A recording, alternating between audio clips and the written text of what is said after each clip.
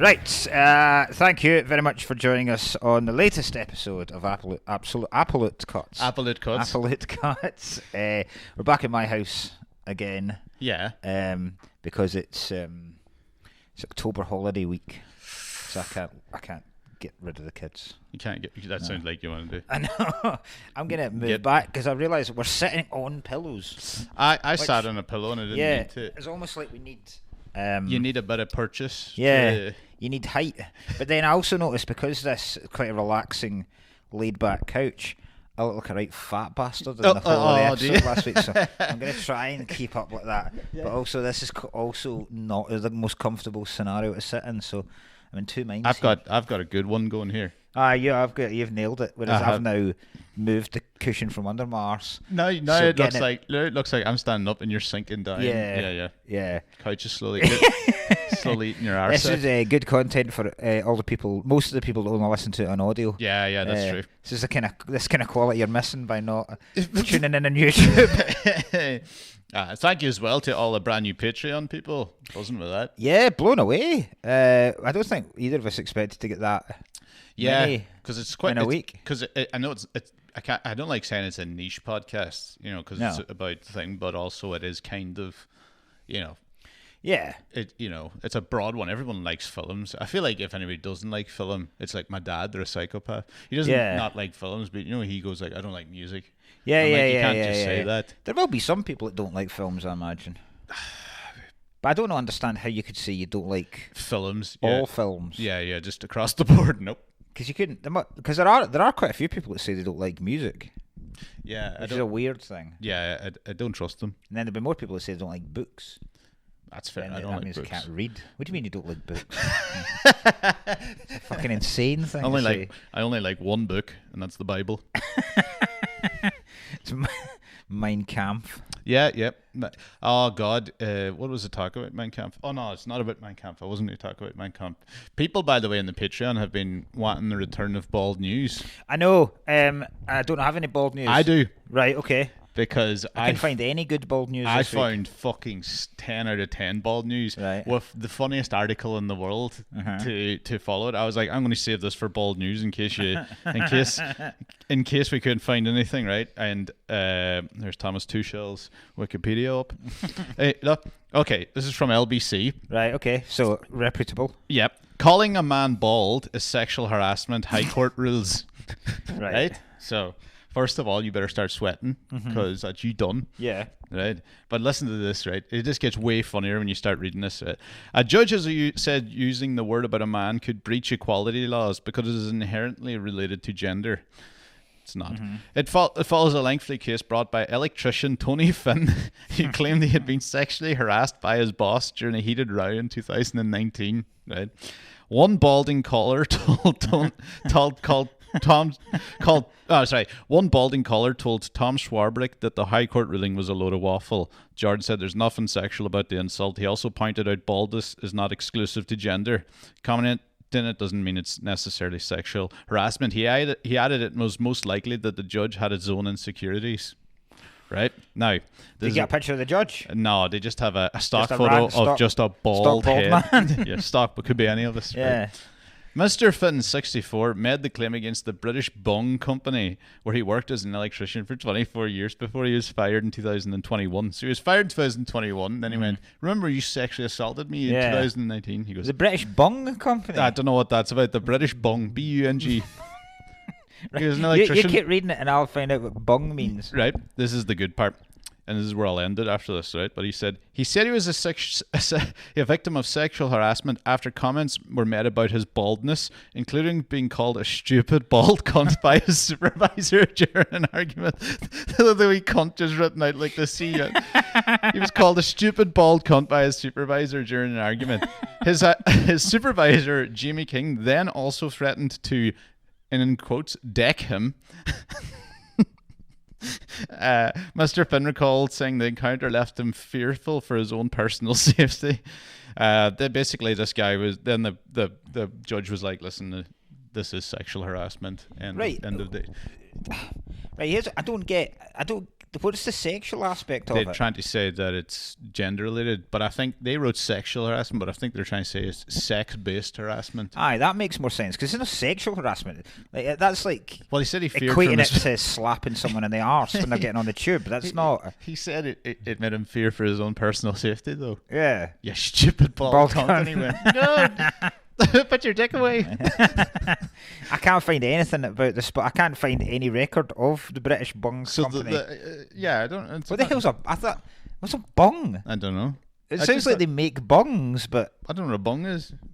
What's a bung? I don't know. Did A that come a up? bung. The only way I would describe the word bung is when someone takes a bung, like if they're given money for kind of looking the other way or Okay, right. doing nefarious activities, someone will take a bung. A bung is a round piece of work, cork or rubber, which is used to close the hole in a container such as a barrel or flask. Oh, there you go. There you go. 2, if you bung something somewhere, you put it there quick in a careless way. Right. Oh yeah. Bung it in the yeah. bung it in, bung your man in the corner. They've been making rubber corks. Yeah. And sexually harassing this poor bald guy. Yeah. Tom Finn. Stupid. The fact that was he 64 as well? Yeah, you're like, fuck's sake. Look at this bald old man. He's like, God, I'm irresistible to these people. I love the fact that he brought it up after he was sacked from the Bung Company 2 years later. Yeah, exactly. Mid-COVID, obviously. He's like, you can't get rid of me, COVID. Yeah, someone's needed a wee COVID boost and gone, in what way could I...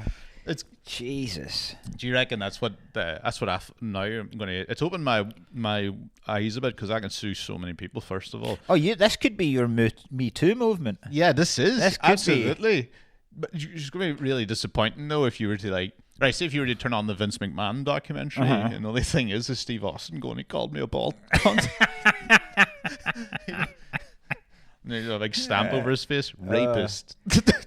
Speaking of, we saw Cristiano Ronaldo, in the flesh yesterday. This could have been 2 things as well, because I thought you were going to say about Alex Salmon Day. Oh no! Oh God! Yeah, fuck. We need to.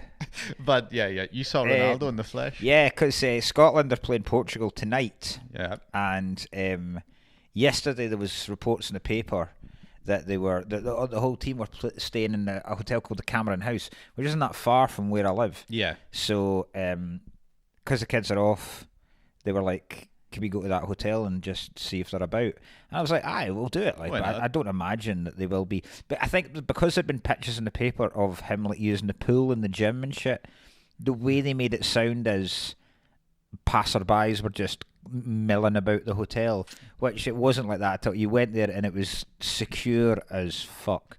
Okay. Like there was barriers everywhere. There's a lot of police about. Okay, yeah. So we turned up and there was about 300 people there when we first turned up. It's pretty impressive still. And it looked like something was about to happen. Yeah. So I was like, right, we'll park and we'll rock over and see what's going on. And then 2 coaches turned up. Yeah. And was it the 2 coaches? Or it was Roberto Martinez and fuck off. So folks thought, they're getting brought back from training, and there was the coaches were empty. But then the coaches parked, so then it's now going right. Well, they're obviously getting taken to training then. Yeah. So now we're in deep because by this point they've closed the road off for the coaches, so we couldn't leave even if we wanted to. Yeah. So we hung about for about an hour, and with I had Seamus up on my shoulders, and fuck me, am I feeling it today? Jesus Christ, like shoulders. I'll talk about that in a minute, but like I've got plenty to talk about shoulder. Oh my God! So anyway, we kept seeing different people come out that were obviously like physios or kit men and shit like that, but they had all the gear on, and then the whole team came out. And all the kids were just chanting Ronaldo, Ronaldo, Ronaldo. One cheeky wee scamp chanted Messi, which I liked. Enjoyed. But and then he gave a wee wave and then got in the bus. He didn't sign anything. There was some people there with shirts that he could have signed and shit like that. Yeah.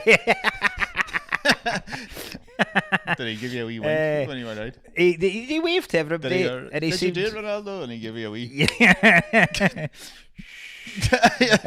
He's sweet. And then sweet, is it, the celebration? sweet. And then what was weird is what I was telling you when we first arrived here. After the two coaches had left with the players, there was this one guy with this yellow jacket on that all the kids were like gathering round, going fucking mental for. And I said to Seamus, "Do you recognise him?" And he was like, "Oh my god, that's one of my favourite YouTubers." Right? So I was like, "Oh no." And then it's this guy who plays FIFA online. Okay. And but he's got 5.5 million followers. You go, great.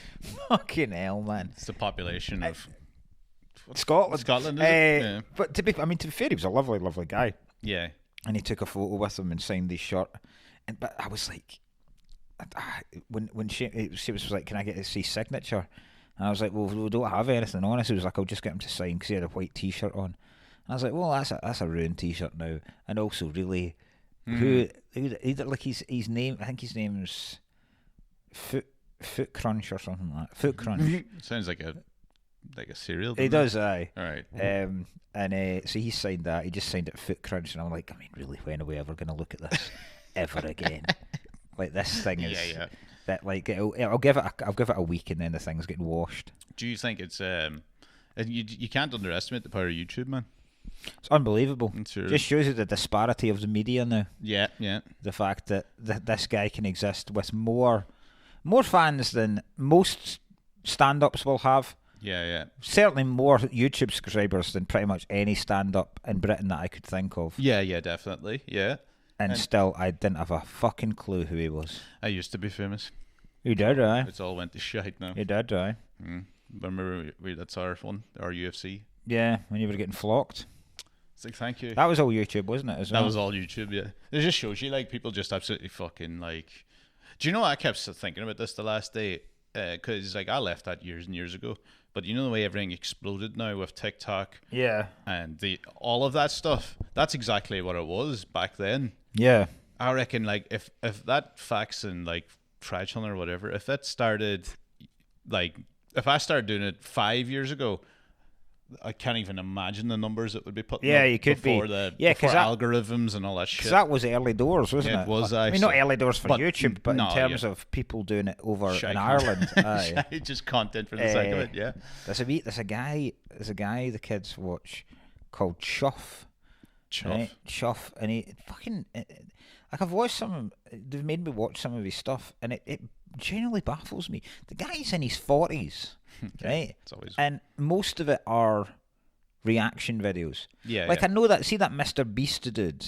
Yeah. Right, he's like the most famous. You were talking about him there?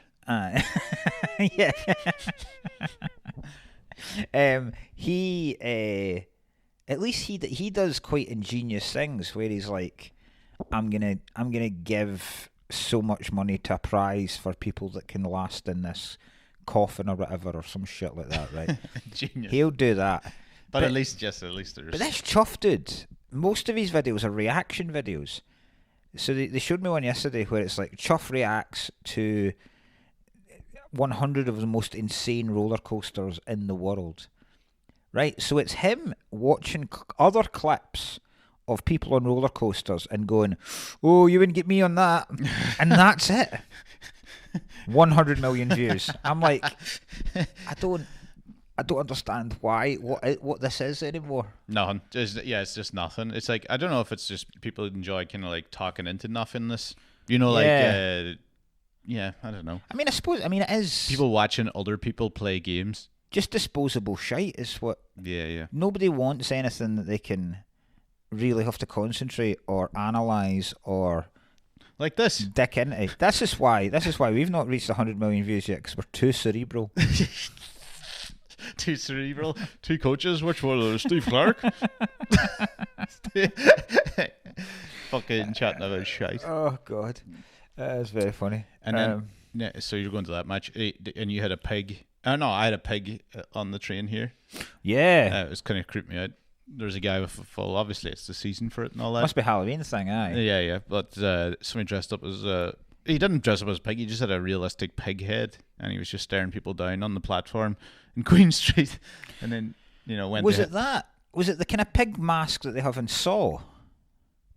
That's all I can really think of is a pig mask.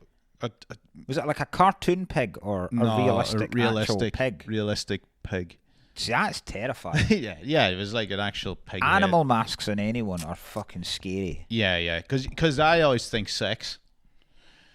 You know, what? Fucking David Cameron here. What? I think if somebody, say if I walked into a room, right, accidentally, and everybody in there was wearing like, this dude's got a bird head on, a crow head. Oh, aye, then. Or a fox head. I'm like, I'm about to get shagged. Yeah. You know? Aye. This is some well, you sort think of this shag. dude might have been on his way to some kind of debutante ball where some eyes wide shut fucking... Yeah, I don't think it was going to be eyes wide shut because he had a matching Kappa tracksuit right, underneath okay, him. aye. You know? Yeah. He had what looked like in his pocket dangling out looked like the chicken, the screaming chicken thing, the one that that I used to do. Yeah. So I think maybe it was just a really scummy sex party that he was off to. What would that be then? The squeegee? Is that just like a fucking? You don't know what these fucking maniacs are into. Instead of a safe word, he's got a. Go squeal like a pig. That's going to be a day and a half of the day we do deliverance in this. Oh Jesus Christ! What I was going to say about shoulders is, I remember, it's quite sad actually. I remember when I could lift the kids up on the shoulders, no bother. And honest to God, having him up there yesterday, see folk that do it. I don't know how I feel about it when people do it at gigs. I think it's a very selfish thing to do. What? Just when folk launch their girlfriend up on their shoulders. Okay, yeah. At concerts. Yeah, because everything, it just blocks at least 20. Yeah. I think it's a wank thing to do. It is, yeah. I do too. It annoys me. I would never do it purely because I'd just be like, I don't have the balls to just be like, well, fuck everybody here. Yeah. Like, you know, because you are putting off at a couple of people regardless of what you... Amy's only asked me to do it once, and it was at Metallica during Master of Puppets, and I went, are you fucking insane? Yeah, you'd be dead there. Like, in what world is anyone getting anything good out of you being on my shoulders during Master of Puppets? A fucking 9-minute song for a start. Yeah. You selfish rat. But you couldn't have done it during Fuel. Yeah. Could you not do it during the part that says prelude? Exactly. Tell you what, I'll take you and hold you up for an entire song if we go and see Blink 182, right? If it's a fucking punk band that are rapid through their songs. Yeah. I'm not taking you on a fucking 9-minute epic. Yeah. War Pigs. With at least 3 guitar solos in it. Fuck off. Sabbath.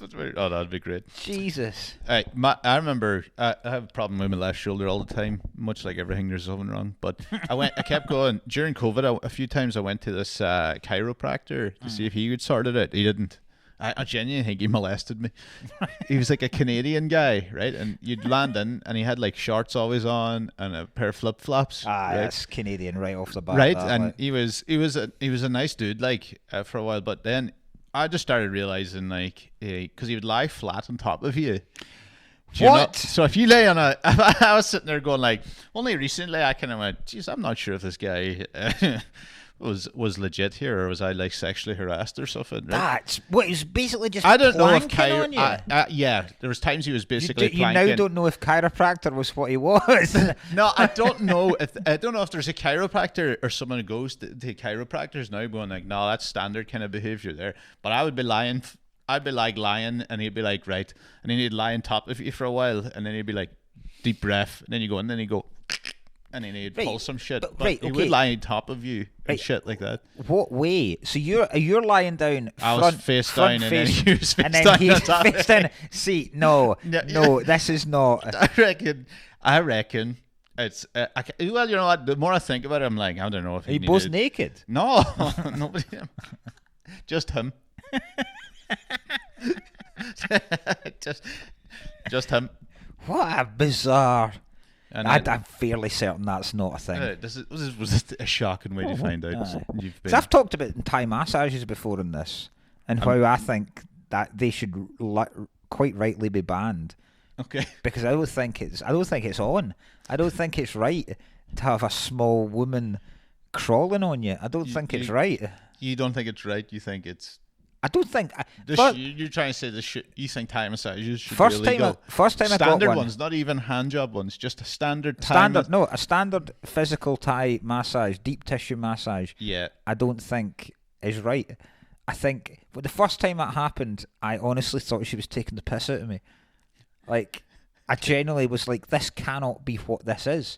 It can't. There can't. Where's the massage part? Like, she's on her knees on my back. This is insane. A tiny woman. I bet you feel class. Tiny woman, but strong as a fucking ox. Like, I swear, like, when you're down there and they're light as a feather, but then suddenly turn into the fucking Big Show when they start grabbing you. Jesus H. Christ. Where do these muscles come from? Like, I think it's fucking insane. Comes from within. But I don't think it's. I'm not a fan. Massages are not. There's too much. I think chiropractor things. See, when I watch those videos of folk getting cracked, which I do like. Sometimes they're too sexual. There's too much. There is. I've seen it. In fairness, I did see a TikTok of some dude like in a park. Wait. That came across worse. It was well filmed, but like lying on top of another dude. No, he would have like this woman, and like he'd be sitting there like breaking her, like she'd be like on an arch on top of him, and he'd be breaking her back, right? And he'd do it all the time, and every comment on it was, "How does he keep getting away with it?" You know? So I do get that. Every comment is, "Oh, for fuck's sake!" There's one guy that does it. He's a big, massive, muscly type dude. He's got a big beard. And you see him when he's doing when he's doing women, and he does like bear hug kind of things where he's like that. I'll just take your elbow, and then he'll be right up close to her, and then their chests are pressing together, and then he'll just fucking snap her. And I'm like, this isn't. Yeah. I think some dentist interactions are too close and sexual. If I'm honest. You think you're right? Okay. Opticians as well. I think sometimes there's too much of a closeness in terms of skin to skin and face to face for them to be anything other than uncomfortable. That you're talking like a madman. Hairdressers as well. I don't think there's quite a lot of things. Unless you're doing things at a very minimum arm's width away from me, I'm like, what the fuck are you up to? Okay. I feel like you've got issues then. You're uncomfortable now, no? But I'm not happy about this. No.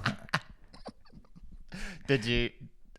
What the fuck was I going to say? I had something fucking funny there. Oh, something stupid.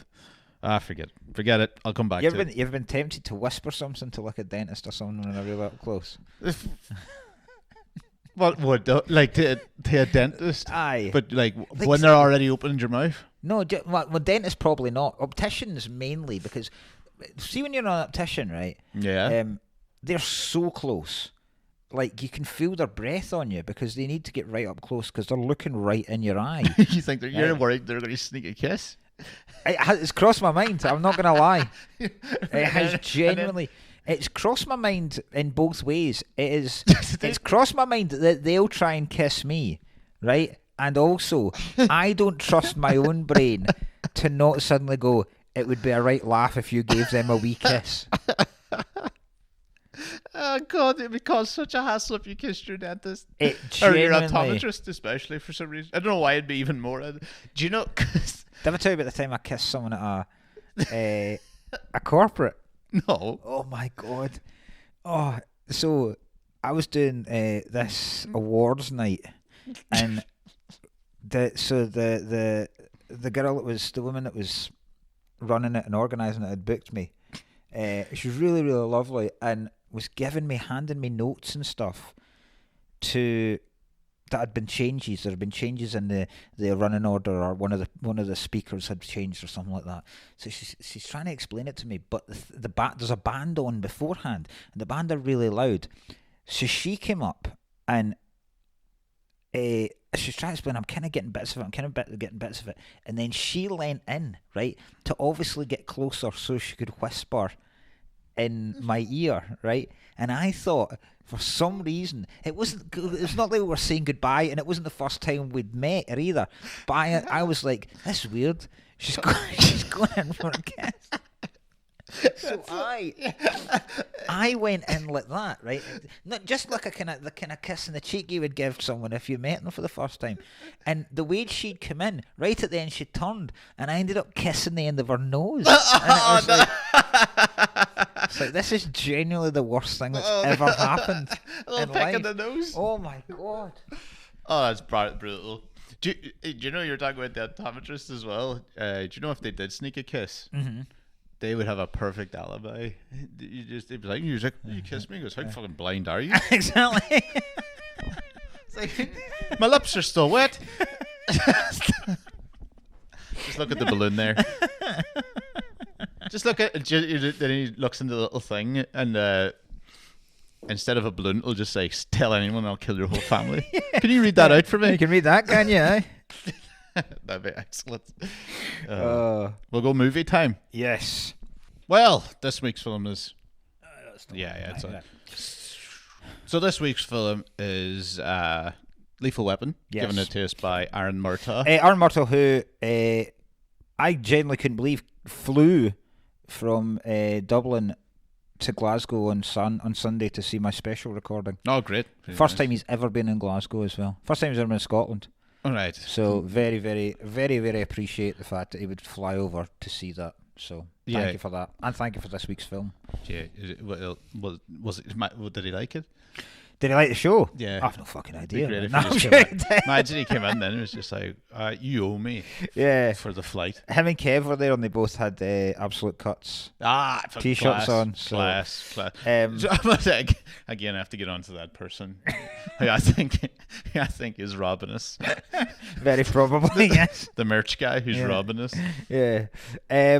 Lethal Weapon. Yeah, now. Now, I adore this film. Okay. I absolutely love it. And I remember a while ago in our friends group us talking about the greatest action films. Yes. And there is a tendency within our friends, and you're part of it. Yeah.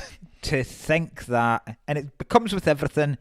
It comes with video games, it comes with music, TV shows. If it's new, it must be better.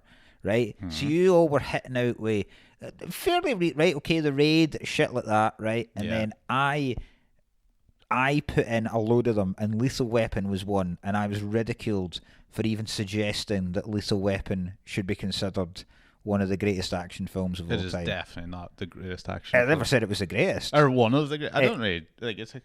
It absolutely is. My controversial opinion about this is, in terms of buddy cop movies, it's well done. Fuck off. It invented them, you stupid tit. It did. I'll never take that from it. But Bad Boys. I think Bad Boys is better. Fuck off. Don't be so ridiculous. Well, Bad Boys 2 is, anyway. Bad Boys, no. It does. Bad Boys does not even nearly have the depth that this film has. The depth? Yeah, the characterization. There is also... no other buddy cop movie has the chemistry that Glover and Gibson both have together. Okay, I'll give. They wouldn't have been able to do 4 of them if there wasn't an incredible chemistry between the two of them. I don't know about that. They did 4 Bad Boys. That's true. Mind you, there's 4 Bad Boys. Yeah, the 2 new ones. Jesus Christ! And you know what? The new ones aren't as bad as you'd imagine they would be. Right. Do you know, that's the way I'd say them. But they're not like. Do you know what? I'll say this. I'm not going to get into it. Bad Boys 1's not that good. It's all right. It's all right. Bad Boys 2 is great. Bad Boys 2 is where it's at. Right, I would say, right, okay, so other buddy cop films. Yeah. So this, right, Bad Boys, right, that's buddy cop. Last Boy Scout. Nah, it's better than that. It's a good film. Yeah, it's better than that. Yeah. It's much better than Rush Hour and shit like that. Definitely better than Rush Hour. Do you know what? It's probably obviously overall too. There's no way that the four Lethal Weapon films are obviously better overall than the 4 Bad Boys films. Yes. I will do that as well. Yes. Yeah. Definitely. This isn't even the best Lethal Weapon. Lethal Weapon 2 is better than this. All right. I'm lost now when I think, because I've seen this one. Right, I've definitely seen them all, but that was a long time ago. And the ones I've seen recently was probably 4 with Joe Pesci, was it? There's the next 3 have all got Joe Pesci. Oh shit! Okay, right. No, but so Pesci comes in the second one, but the second one Chris Rock. No, Chris Rock's only 4. Yeah, so that's the one I've seen most recent. The second one's probably better known because it has got a lot more action, but it's also got the diplomatic immunity, Okay, like right. that whole Yeah. South African villain thing, right? Yeah. So it's probably better known. It's a lot funnier, the second one. There's a lot more comedy in it. Right. Because a lot of this is dark as shit. Like, Right. Here, it sounds like I'm coming at this from I didn't like it. I'm not doing that. Right. I'll say, if I was to give it marks out of 10, right? a specific number this with decimal points, I'd go for 7.8. That is it's so ridiculous. So that's where I'd put it. So You low have this scoring. up for. I'll have this easily in the 9 point somethings. I reckon like most people watching this would be well on your side in this one. Yeah. I don't know. I don't know if it's I missed it. I should like this way more. It is. I don't know what there isn't to like about this. I love Danny Glover. Like. Glover's class. Gibson, for all his faults now, yeah. is a genuine fucking huge movie star. Like he was. Like he's brilliant. There's a scene in Lethal Weapon here where like the house explodes, you know, and Danny Glover goes to Mel Gibson hits the ground and Danny Glover goes to pat him out. Yeah. And there's a slur coming. Yeah. Mel Gibson goes, "What are you, a faggot?" Did you hear that whispered? No, I didn't hear that. No. Oh, it's so fucking No, I funny. didn't So hear that's what he does when he's singing. Like he's like, "Stop patting the fire off me." And I was sitting there watching that and go, "I bet you that was improvised." I bet you that's like when you were chatting about Lady Gaga doing her improv. That's Mel Gibson. Who is it? So, because I know Gibson hates the Jewish faith. Yeah, the only I positive thing I can think about Mel Gibson these days is he's probably, for the wrong reasons, pro-Palestine. He's the proest of pro-Palestine. He'll be like, "I told you guys," and we're like, "No, that's not what everyone's saying, Mel." Does Mel Gibson just hate everyone that you're told to hate in the Bible? Is that the? I don't he's know. so Catholic. But he didn't. He went mad off he went fucking arse deep on women as well, didn't he? Did he? Well, but was it that? What did he say? Was it not it was the policewoman where this all started. Was it? Yeah, because it was a policewoman that arrested him for like driving and like a mad cunt, and then he started going like, "What would you know, sugar tits and all this." All right. And then okay. they started going, and then they started thinking. And he was like, then he started yelling about like a Jewish conspiracy. Or something. I mean, it's a hell of a fall from grace considering how powerful he was. Like, so, yeah. I think he was Mad Max before this. Yeah. And then this made him huge. Aye. And then after that, he then started directing, and then Braveheart comes. And The then Patriot. I used to like that one. So Braveheart's about 95, and this is 87. So it's not a huge amount of difference between. But this is like it's just great, just funny. Two lads just being lads. Two boyos. Two boyos. Starts straight in. Shane Black. Love Shane Black, by the way. Shane Black. Joel Silver's the producer. There's a lot of names coming up at the very start. I was Richard, like, "Well, this is Richard Donner, who did The Omen, Superman, Scrooged. Did we not The Goonies? Is this the third This Richard is Donner, aye. So we've done The Omen and The Goonies. Full on Donner So, kebab. yes, he'd made all of Lethal Weapons, and I mean, opening scene, just a lassie with her jabs out. Aye. The opening. Well, I mean, not the opening No, scene, because there's a very cool helicopter shot all the way through LA. That was a brilliant shot. Yeah. Going into the apartment. Yeah. It was the only one lit up. And That it's was like it's fucking that excellent. circular building in LA that's quite famous as well. Yeah. The Nakatomi. No, it's not. No, it's not. Apparently, it's not that far from the Nakatomi. Really? What was the Nakatomi? I right. did feel like a lot when I was watching this. I was like a lot of Die Hard. I bet you, like Die Hard. I know it was after this. Yeah. Die Hard was after, and I was like, I reckon this I really don't think influenced Die it's Hard. controversial. It's not as good as Die Hard, No. but I don't think it's a kick in the arse off Die Hard. Oh, is that a point that people have made? No, I don't think it's far off it. It's far off being as good as Die Hard. Oh, I think it's a fair bit off now myself, but yes. Okay. But I mean, what an opening! You can't beat an opening. A helicopter in an apartment to find a naked lady, tanning coke, and then throwing herself off a building. It was like she was like Fucking all in. titties out. Did a line of paracetamol. Massive line as well. Big fat like she massive. didn't even look cut. Jesus, didn't even Didn't even cut it. Big lumps. No card No or ca- anything. Absolutely no crush in that whatsoever. Just straight in. And fair play to her, because what a shot. Aye. Because like if I went for that, I reckon I'd just be like halfway down, going, I fucking missed the car. I wanted. Yeah. You want to hit the car Yeah. there for exactly what happened. The cool shot of you. Do you know the actress did that herself? She did that stunt herself. Did she? Yeah. What? Sorry, Dead now. Yeah, I thought that's what you meant by that. No. She just There was fucked out. obviously that was improv. there was a big net at the bottom, but she did the full jump herself. I don't know. Would it be awkward jumping with your tits out, flapping all into your face? I'll try it later. Try it later. See how you get on, mate. Um, Do you know what I found very funny, right? Now, and you'll know where I'm going for this, right? Mm-hmm. I find it stunning that this film had so many scenes of either jumping off a balcony or jumping off a roof, and the music was done by Eric Clapton, wasn't it?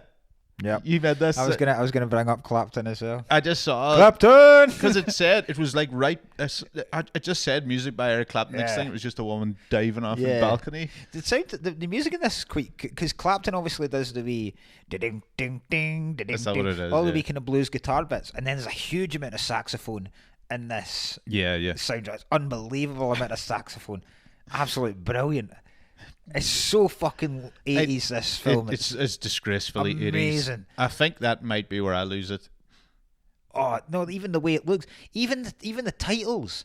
The titles that come up at the start have got that block. Yeah, it was like RoboCop. Or was it RoboCop? It is, we talked about. It's like RoboCop and Superman. A mix of both of them. Joel Silver. Yeah, oh, fucking It's the Joel Silver class. So class. Just like, again, just one of these cocaine excess Definitely films that there's no, like, there is no need. See the shot where there's no need for them to go and meet in the middle of the desert, right?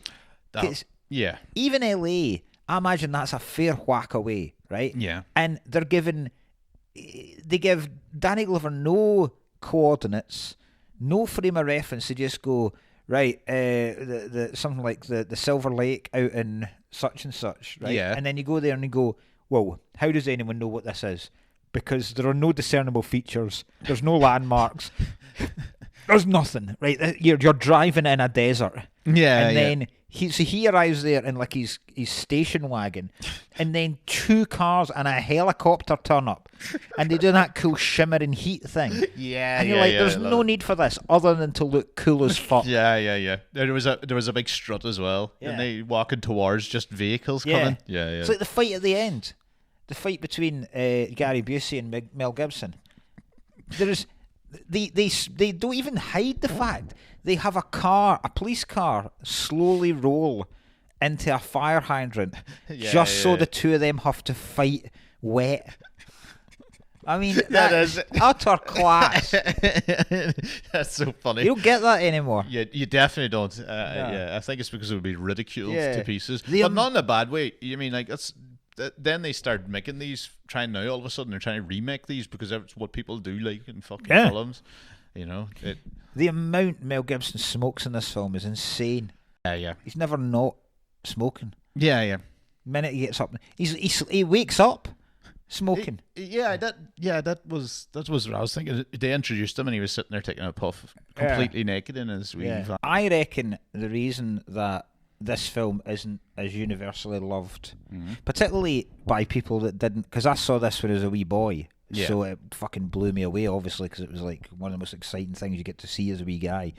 But I think because every like cop movie cliche is in this, and if it was done now in a film, people would ridicule it and make fun of it, whereas this did it for the very first time. So you've got Riggs as being this suicidal renegade, doesn't play by the book, can't be controlled, suicidal cop who tries to kill himself most nights by putting a gun in his mouth, wakes up drinking, lives in a trailer park. Yeah, a lot of parallels between your life and... largely Mel Gibson is who I modelled both my old self and my new self on. My God. I just follow Gibson's train of thought constantly now. You're like shouting up to your wife, new Mel Gibson has dropped, honey. Cracking arse on him, Gibson. I did think that when I saw it, you know, because you get the lady naked, and then you get to see Gibson's full arse. So you're like, they covered all bases for you. Pretty much, man arse, woman arse. You're not allowed to show a flaccid Both or of them. erect penis. But it's funny how the woman did go through with it, lad didn't. Which is a change up. You almost get to see Glover as well. That bizarre scene where he's fucking sitting cock out in the bath and his entire family pop in with a cake. What was that about? I don't give a shit if it's my 50th. Fuck off. Happy birthday. You're sitting there, your fucking dick floating up in the balloon, and the balloons and the bubbles. That's fucking ridiculous. I laughed my head off at that. Yeah. Danny Glover, same birthday as me. Is he? Different year, obviously. I'm pretty sure Danny Glover, yeah. Danny Glover's a 22nd. Me, there's the three big guns in entertainment. Me, Danny Glover, and William Dafoe. Oh, it's Willem Willem Dafoe, yeah. Do you know what the thing, obviously, about because the whole thing about this film, again, probably because this is how you know it's a good film, right? The whole line of "I'm too old for this shit." Yeah, right? yeah. That is now part of modern culture, right? There's a couple of them, yeah. That's There's a couple of parts in it I've went, and you can't, just because that's now been parodied a load of times, you can't then go, when it was done originally, that's shit. So I do get that, right? I enjoyed the bit you're talking about because I could see that, but I wonder, because I didn't see Lethal Weapon until I was in my 20s. Yeah. I was wondering, is it because I missed it was the first time? Possibly. So you've seen the fact, you'll have seen The Simpsons do a joke on it. I've seen the 2 episodes of Always Sunny as well. Exactly. Yeah. And I've seen all the things. Yeah, definitely. Yeah. Yeah. And even the mullet fucking thing he's got, even the ridiculous thing there. I just looked at him and went, great. See, you'd see a lot of fucking, again, bringing up my hatred of modern mullets. Yes. I would consider that a far cooler by far in Gibson. By far. That's a good haircut. Yeah. Because he's a handsome man, and that's a good haircut. Yeah. For a guy like him to have. Yeah. That's not shaving up the side, that kind of rat tail thing. Yeah, it's not they ratty, have now. Yeah. But bass player for Whitesnake. Yes. That's what he yes. Yeah. I forgot how I always thought it was a really convoluted storyline and I couldn't really remember what the whole crime and stuff was, but it's actually really quite basic. Yeah. A lot of it I don't really get why there needed to be, like, because you think, because she dies at the start and it looks like just a suicide because she's fucking off her tits. Because it looks like a suicide, but then I was watching it going, it was a suicide. Yeah. That's all I watched was a woman. Yeah, I don't quite understand how. I suppose they said they spiked her to make her fucking, but I mean, like, so she would have died anyway. Yeah, but I feel like they took a lot of trust in, like, this will really fuck her up. Yeah. Thank God she's on a high. Imagine if they give it to her though and she was on the bottom floor. If she lived on the bottom floor and they were like, give her this drug, she'll do something crazy, and then just sprain her ankle. You just find her with her tits out in the bush. They're like, somebody fucking finish her off, man. Yeah. I think it's probably because her dad was in Nam with Glover.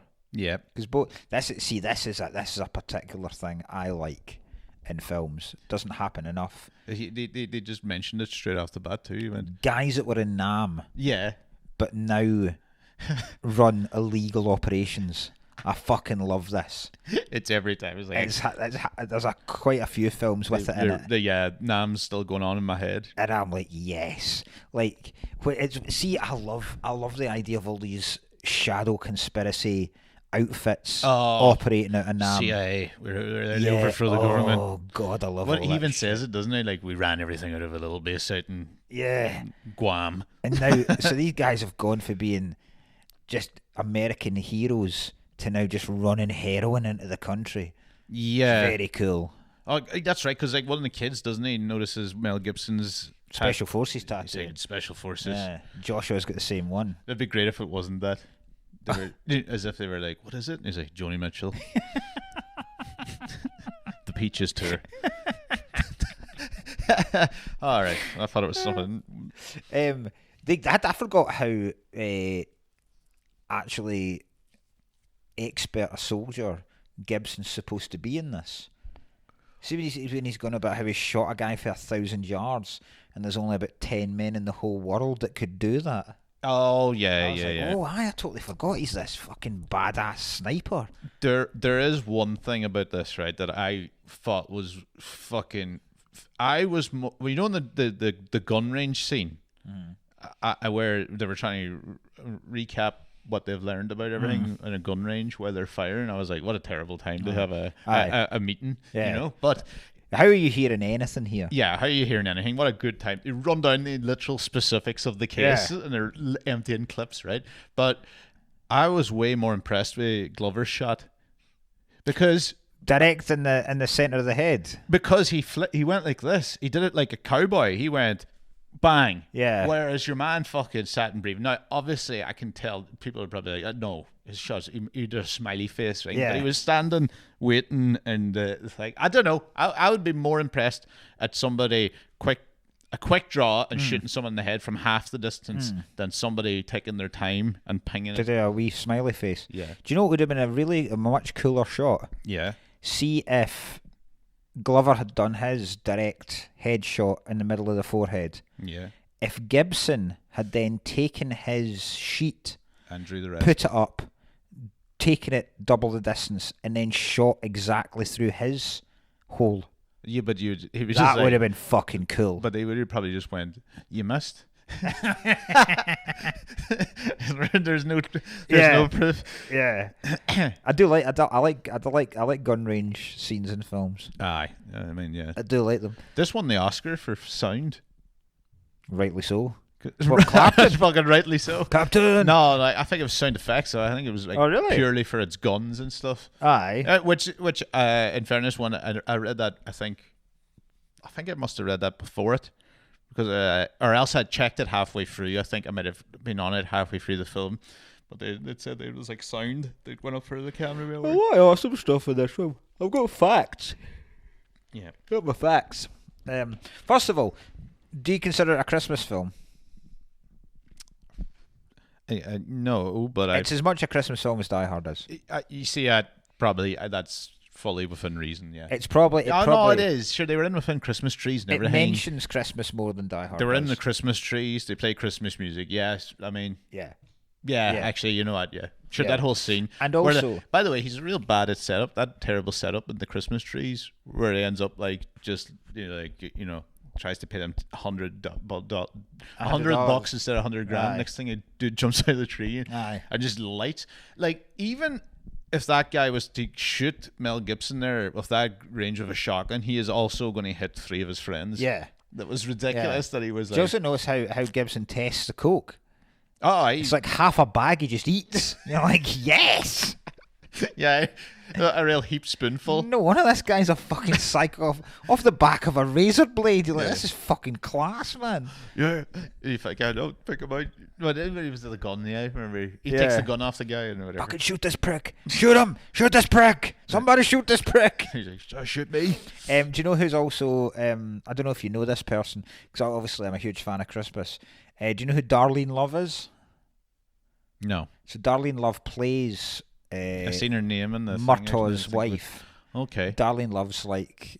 She was in Elvis backing singer. Okay. And is responsible for some amazing Christmas songs. No. So you know the song that opens Gremlins? Christmas, snow's coming down. That's Darlene Love. Okay. The one that goes on about, it was a marshmallow around in the winter.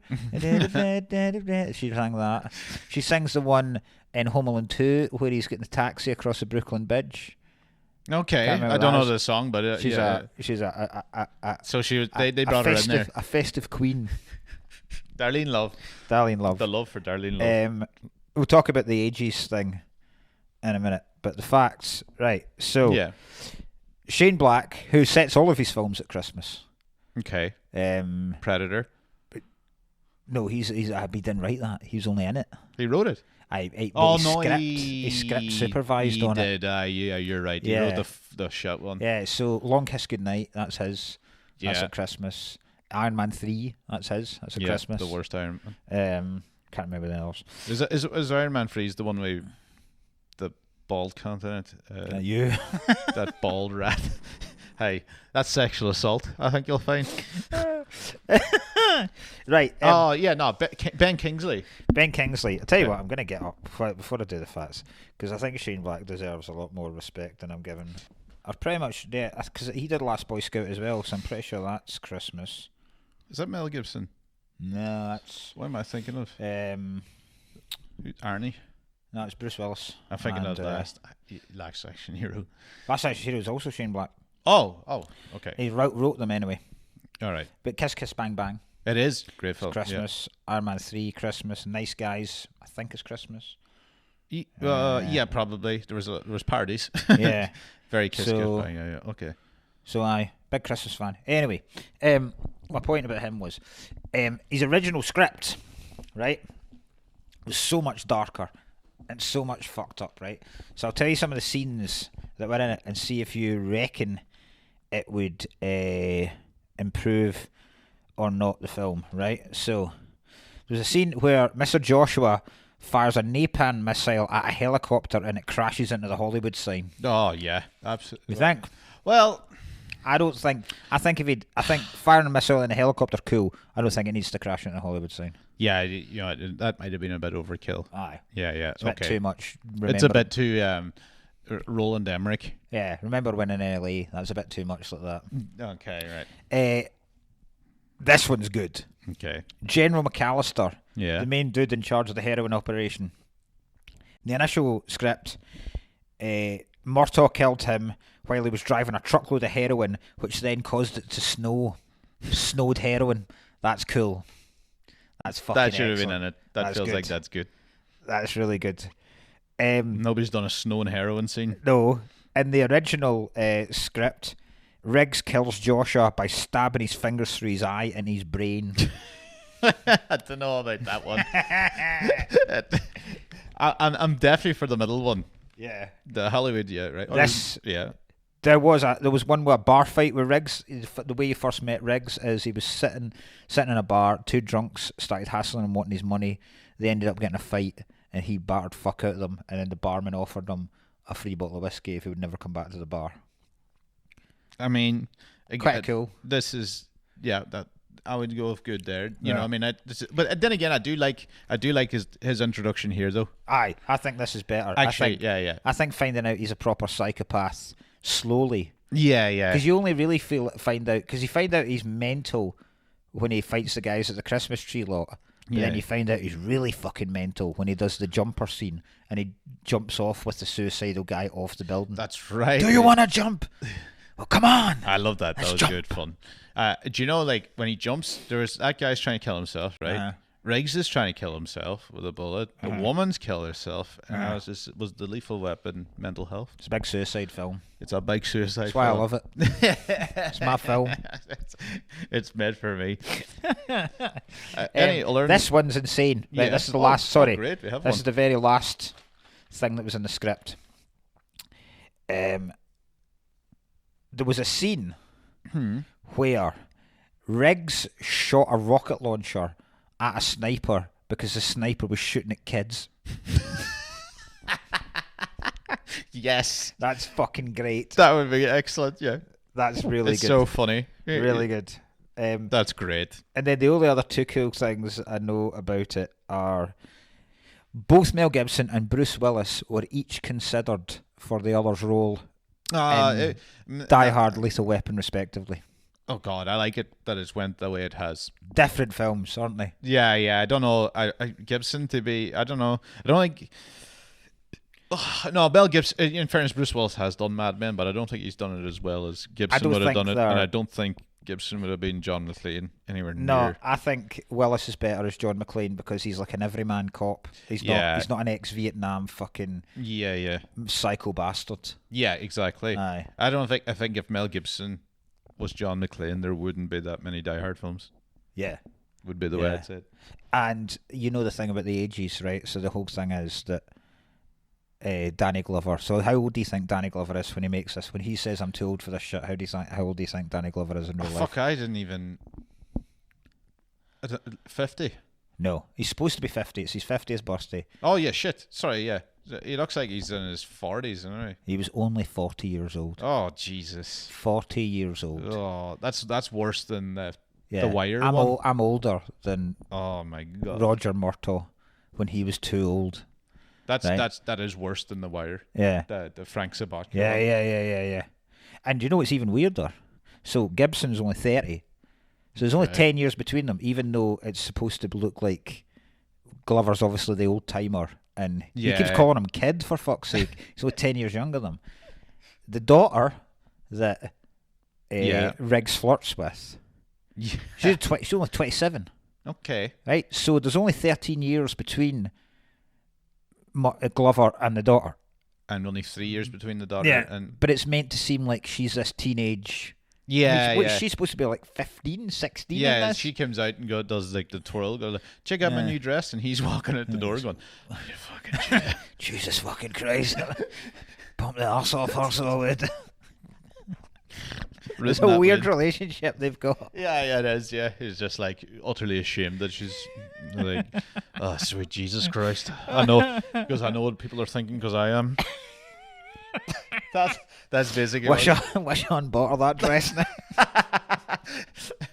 It's for your fucking mother. Do you know the part where he's watching the porno, by the way? Yeah, that's... But he's wearing the glasses. Just been like... It's the only time you see him put glasses on. He puts glasses. He doesn't... He reads the whole way straight without them. Get a fucking good look at this. Yeah. I put watching the porno, his glasses on. That was very, very funny. The only other thing I had was basically, and that was basically it, bar the fact that Mel Gibson, Riggs tried to shoot a helicopter from like that was so far away with a pistol. It basically unloads an entire clip of a gun into the ocean. Yeah, fish in a barrel. The two scenes I love the most are I love Riggs getting tortured by the guy. No, that's excellent. The guy that I think he's the same guy that sells the Mogwai in Gremlins. Fairly certain it's the same dude, right? And he comes in with what looks like a kind of chamois brush that you would clean a car with. Yeah. But just starts electrocuting him. And it's the fact that Riggs is topless and under a makeshift shower. He's just under a pipe that's pissing water on him. And then he just starts electrocuting him. And it's the defiance. It's, I'm going to kill all you motherfuckers. Oh, I'm going to fucking kill you. That was an excellent scene, you know, tied up and all that kind of shit. Breaking the guy's neck too was, or you know, like the yeah. You know, I did think it has been topped in terms of tied to a pipe scene. It was like Rogue Nation. You know, yes. Do you remember when Tom Cruise uses his own body weight to? Yes, shimmy himself up. I was just class. like, that's proper underrated, like genuine like strength to that even cool. fucking pull that off. But I feel like that again, arms up like that. Yeah, might have been the first to do it. Lethal Weapon. My favourite scene in the whole is just for the sheer, the amount of laws that this must break, the amount of protocol it goes against, and the sheer audacity of the fact that at the end. First of all, why the fuck Joshua goes back to Glover's house? Oh, I have no idea. Yeah, there's no, like, he knows the things. He knows the game's up. He knows the shipment's never going to happen. This is all going to be shut down. Why doesn't immediately go out he's that much of a psycho. He has to turn up to kill his entire family. The sheer wastefulness of his house. The destruction that they cause. Why did they just launch a police car through his front window? Yeah, that's right. There's easier ways to distract him. Yeah, that's right. I forgot about that. He's like, surely we could just knock on the front door. He goes, we're launching. It's the only way. 50 grand damage at least. Someone get a brick against this accelerator right now because we're putting this fucking thing through the Christmas tree window. I don't know about that too. What happens if it just crushed? Yeah. Oh, well, if it crushed him, I suppose. Yeah. Oh, Jesus Christ. But then, so much from that, they've got the guy, right? This guy has just killed 2 cops, right? He's caused multiple damage, almost killed innocent bystanders. Yeah. Right? And then rather than arresting him immediately, they decide that they're going to turn Murtaugh's front lawn into an almost UFC arena. And all the cops, there's folk with fucking lights on to light it up. And all the cops stand round in a crowd just to watch this fucking battle royal between the two of them. They're like, no, anybody want to break this up? They're It's mental. No, man. No, just let them finish it. Let them do it. This is two men, yeah. But it's so cool. Even the way he lighting a fire ring. Even the way Riggs says it is, what do you think then, Jack? You want a shot at the title? And you're like, what title? What the fuck are you talking about? Do you want a shot at the title? It's so like, why is Joshua a part of it as well? He knows he's going to get arrested immediately afterwards. Why doesn't he just go, nah, I'm alright, actually, I know the outcome to the end. Yeah. Even if I beat him, someone's going to shoot me straight afterward anyway. Yeah. Why would the only thing that'll happen here is I'll get bruised. Yeah. At the very best. It's badly mental. Bruised, yeah. And the one line that I love in it as well, I always loved it as a kid, when Riggs escapes the torture, yeah, and then comes in snapping people's necks and all sorts of shit. When he's then shirtless and shoeless, and then the other two. So he's been tortured. Yeah, Murtaugh's been tortured. They've then now threatened to torture the daughter in front of him, and then Gibson cracks wise with, let's do what one shepherd said to the other shepherd. What? Let's get the flock out of here. What was that about? Yeah, just absolutely no need for it in there. It's one of Shane Black's big cocaine days. It's like, whoa. They were just like, it's a beauty. We could sell this movie on that alone. Oh, it's so Let's funny, get the flock out of here. Oh, great. Loved it. Absolutely love this film. Yeah. So good. We're doing Lethal Weapon 2 at some point because it's definitely. so fucking class as well. Yeah. It steps up because it adds Pesci as well. Yeah. Perfect. It adds Pesci, rampant racism, and mental South Africans. Do you know what? There was something about South Africa in this, wasn't there? I noticed this on Danny Glover's fridge. There was a pamphlet. So it says. It was to end apartheid. End apartheid in South Africa.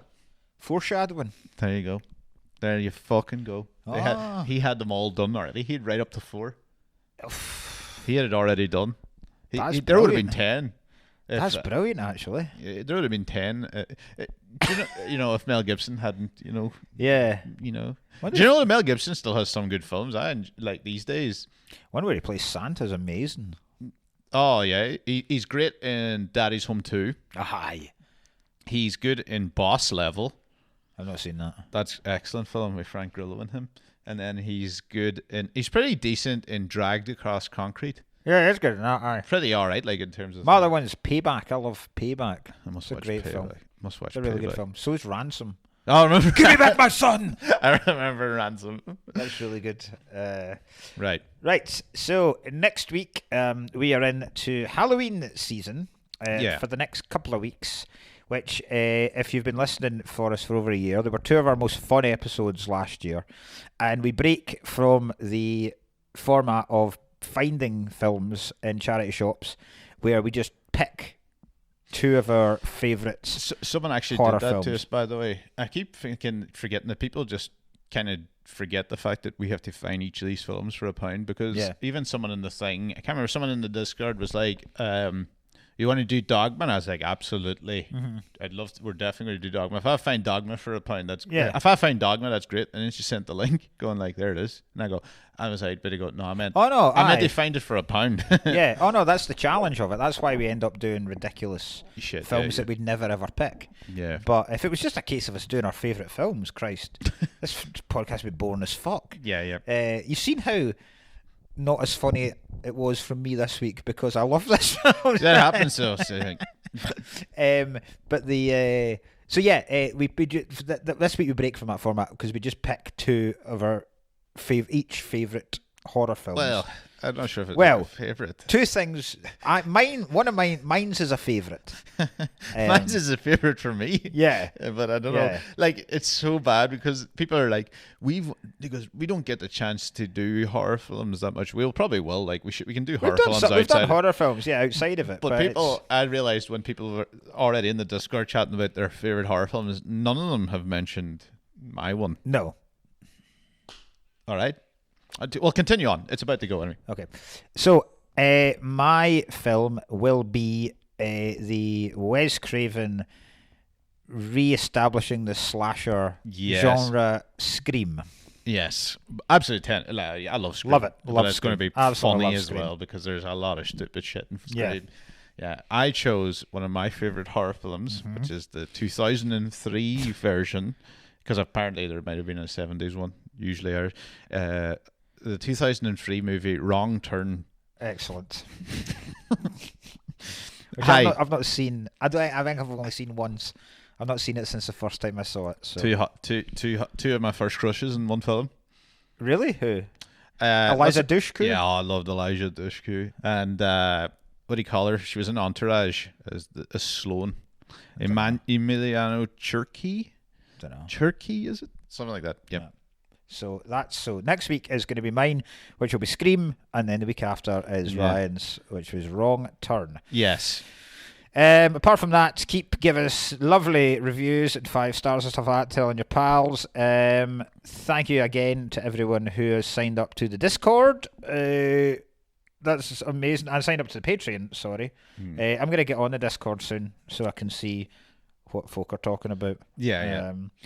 Apart from that, where am I? Manchester this weekend. Yeah. I'm at the Edinburgh stand. The Edinburgh stand. And Lavery's, in fairness, actually, by the time you hear this, tonight and tomorrow, Wednesday and Thursday, I'll be in Lavery's in Belfast. So if you're about, come in, and if we're hanging about, say hello, because it's always nice to meet yous and chat. And apart from that, I think... Bong Hulio? Yeah, I don't know, just thinking about kind of being 43 and doing this. I think I'm getting too old for this shit. Fucking you. See ya.